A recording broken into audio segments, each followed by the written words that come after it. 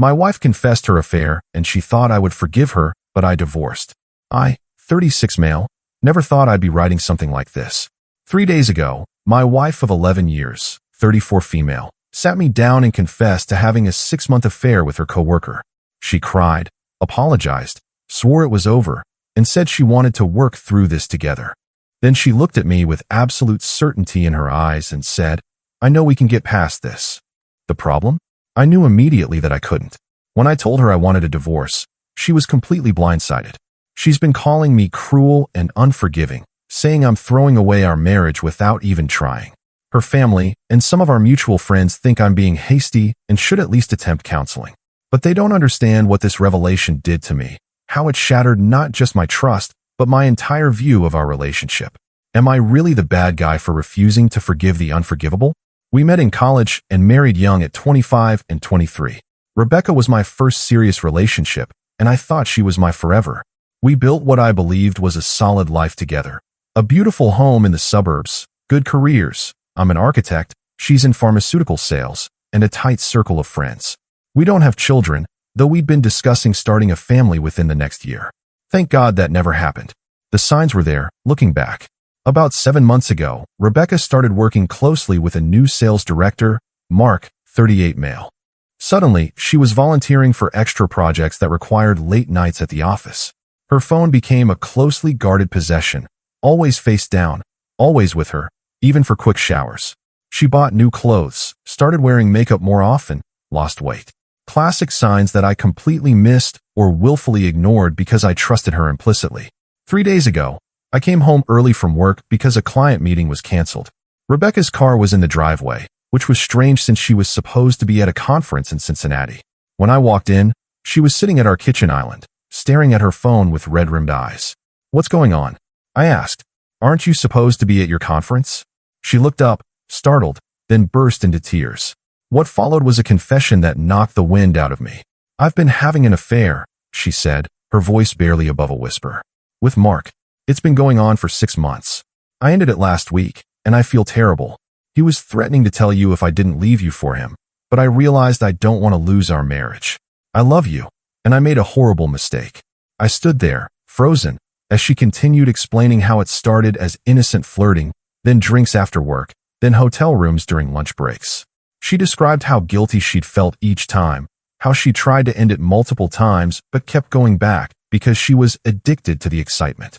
She claimed the affair had made her realize how much she actually valued our marriage. "I know this is a shock," she said, reaching for my hand, which I instinctively pulled away. "But I want us to work through this together. I've already looked into marriage counselors. I know we can get past this and be stronger for it." That's when it hit me. She had prepared for this conversation. She had ended things with Mark, researched counselors, and crafted her apology, all with the absolute certainty that I would forgive her. The audacity of her presumption made me feel physically ill. "I want a divorce," I said quietly. Her face went from remorseful to shocked in an instant. "What? No, you can't mean that. You're just angry right now, which is completely understandable, but—" "I'm not angry," I interrupted, surprising myself with how calm I felt. "I'm done. There's no coming back from this for me." "But people work through affairs all the time," she insisted, panic rising in her voice. "Marriages can recover. We can get counseling, rebuild trust. Don't throw away 11 years without even trying." "Those 11 years," I said. "You already threw them away 6 months ago." I walked upstairs, packed a bag, and left to stay at a hotel. As I drove away, my phone started blowing up with texts and calls from Rebecca, but I couldn't bring myself to respond. I needed space to process what had just happened to my life. That was 3 days ago. Since then, Rebecca has oscillated between desperate pleas for another chance and angry accusations that I'm being cruel and unforgiving. Her sister called to tell me I was acting like a child by refusing to even attempt reconciliation. One of our closest mutual friends texted that while he understood my pain, shouldn't I at least try counseling before making such a permanent decision? But here's what none of them understand. This isn't just about the physical affair. It's about the 6 months of elaborate lies. The thousands of small decisions she made each day to deceive me. The fact that she only confessed because Mark was threatening to tell me, not because her conscience demanded it. And perhaps most unforgivable of all, her absolute certainty that she could confess to destroying the foundation of our marriage, and I would simply work to forgive her on her timeline. Am I being hasty? Should I at least try counseling before ending an 11-year marriage? Or is my instinct to make a clean break the right one? Update 1, 2 weeks later. It's been 2 weeks since D-Day, and I feel like I've aged a decade. I've moved out of our house and into a small but decent apartment with a month-to-month lease. I've retained a lawyer and filed for divorce. The wheels are in motion, and there's no turning back now. The day after I left, I called my boss and took a week off work. Then I drove to my parents' house 3 hours away. I needed neutral ground to process everything, people who were firmly in my corner. My parents were shocked. They adored Rebecca and had always seen us as the perfect couple, but their support has been unwavering. Dad helped me find a good lawyer, and Mom reminded me to eat when I'd go entire days forgetting food existed. I didn't tell Rebecca where I was. I turned off my phone for 3 days, only checking messages once each evening. Her texts evolved from apologetic, "Please come home so we can talk," to angry, "You're acting like a coward," to manipulative, "I might have made a mistake, but you're choosing to destroy our marriage." After those initial days of silence, I sent her a brief message saying I was safe but needed space, and that I'd be in touch through lawyers soon. When I returned to the city, I went to our house while she was at work to collect more of my belongings. What I found was disturbing. She had printed out articles about surviving infidelity and how to forgive a cheating spouse and left them prominently on the kitchen counter where I would see them. It felt like another manipulation, another presumption that she could control my response to her betrayal. I was filling a box with some books when she unexpectedly came home early. She looked terrible, hair unwashed, eyes swollen from crying, wearing what I recognized as an old sweatshirt of mine. For a moment, seeing her pain almost weakened my resolve. Almost. "You're really going through with this?" she asked, her voice cracking. "You're just throwing us away?" "Rebecca, I filed for divorce yesterday," I said as gently as I could. "It's over." She collapsed into a chair. "How can you be so cold? 11 years together, and you won't even try to save us?" "People make mistakes, David." "This wasn't a mistake," I replied, feeling surprisingly steady.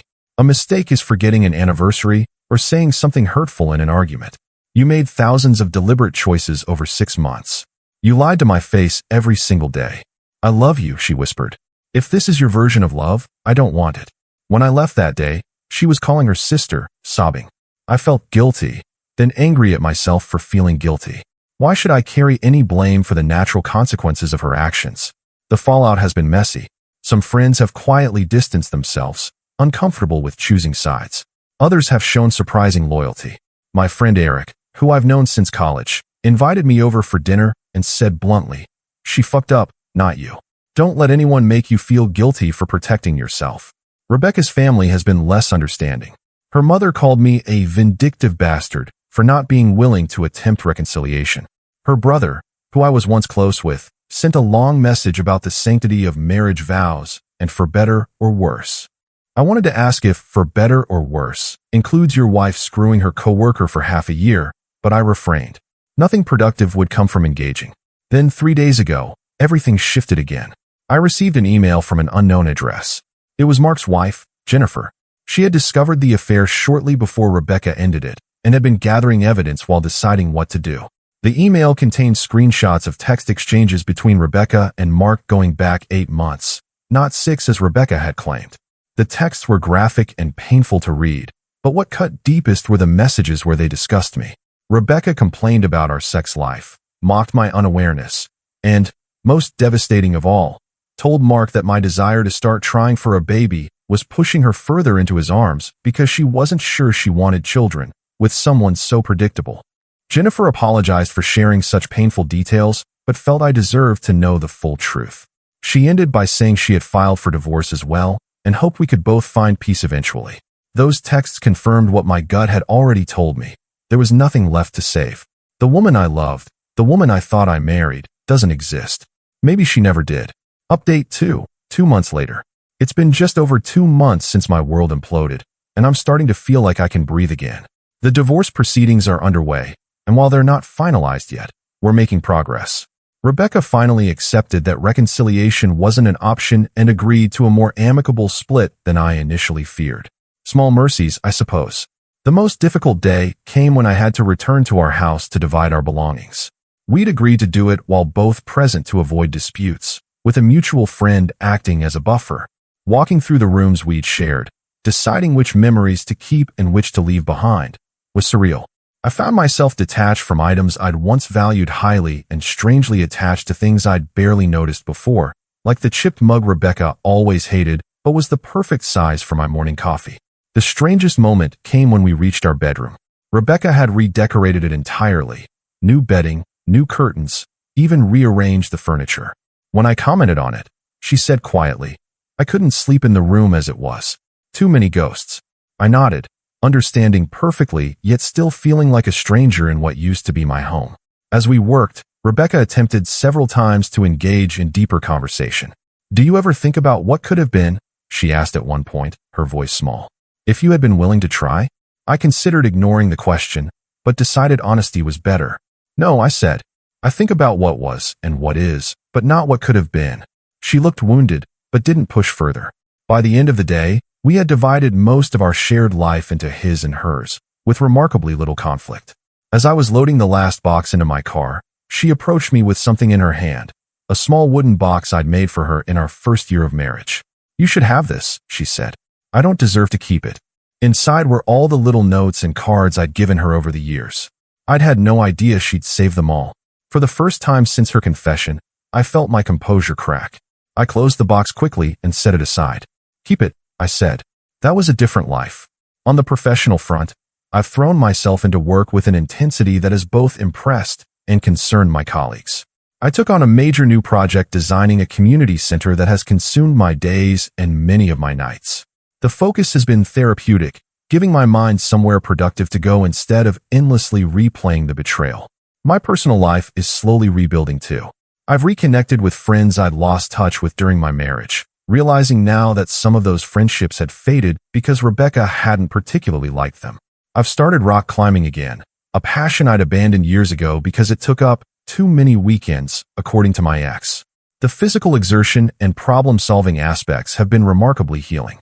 Dating is still a distant thought. Several well-meaning friends have suggested setting me up, but the idea makes my skin crawl. I'm not ready, and I'm not sure when I will be.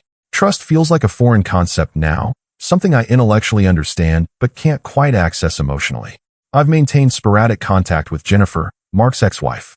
We met for coffee once, which felt odd but strangely comforting. There's something uniquely validating about sharing space with someone who understands exactly what you're going through. She's further along in her healing journey, having suspected Mark's infidelity long before confirming it, and her perspective has been helpful. "The worst part isn't even the sex," she said during our meeting. "It's the realization that you were living in a different reality than they were. That while you were planning a future, they were actively sabotaging it." That observation has stayed with me.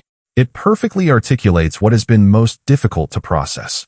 Not just the betrayal itself, but the profound disorientation of realizing your perception of your life together was fundamentally flawed. Final update, 6 months later. It's been 6 months since Rebecca's confession, and today I signed the final divorce papers. Our marriage is officially over. 11 years together, erased with a signature. It should feel momentous, but mostly I'm just tired. Tired and ready to move forward. The division of assets went more smoothly than expected. Rebecca didn't fight me on much, which my lawyer suggested was due to guilt. We sold the house. Neither of us wanted to live there with its tainted memories, and split the proceeds. I let her keep most of the furniture since my apartment is small, and I've discovered I prefer starting fresh anyway. Building a space that's entirely mine, reflecting only my tastes and needs, has been unexpectedly liberating. I've had a lot of time to reflect on our marriage and what led to its demise. While I'll never excuse Rebecca's affair, I've come to recognize that we both contributed to the distance that grew between us. I worked long hours and often brought projects home. I became comfortable, perhaps complacent, assuming our relationship was solid without putting in the effort to nurture it. None of that justifies betrayal, but acknowledging my role in our growing apart has been an important part of my healing.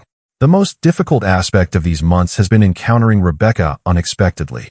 Our city isn't huge, and despite my best efforts, we've crossed paths several times. The first time was at a grocery store about 3 months after D-Day. I rounded a corner, and there she was, studying nutrition labels. She looked up, saw me, and froze. I nodded briefly and turned my cart around, abandoning my shopping trip entirely. The second time was worse, a restaurant where I was having dinner with colleagues. She was there with friends, and our tables were close enough that we couldn't pretend not to notice each other. The awkward glances and whispered explanations to our respective companions made for an excruciating evening. But the most significant encounter came last month. I was leaving my therapist's office. Yes, I finally started therapy, and it's been immensely helpful, when Rebecca called my name from across the parking lot. She was dressed professionally, looking more like her old self than she had in our previous brief encounters. "Can we talk?" she asked, approaching cautiously. "Just for a minute?" Against my better judgment, I agreed. We sat on a bench outside the building, maintaining careful distance between us. "I've been in therapy too," she began, trying to understand why I did what I did. Why I threw away something so good. I nodded, but didn't respond. "What was there to say?" "I know it's too late for us," she continued. "I've accepted that. But I wanted you to know I understand now why you couldn't forgive me. It wasn't just the affair.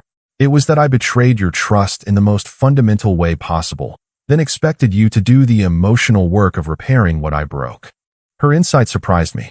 It was exactly what I had felt but struggled to articulate in those initial raw days.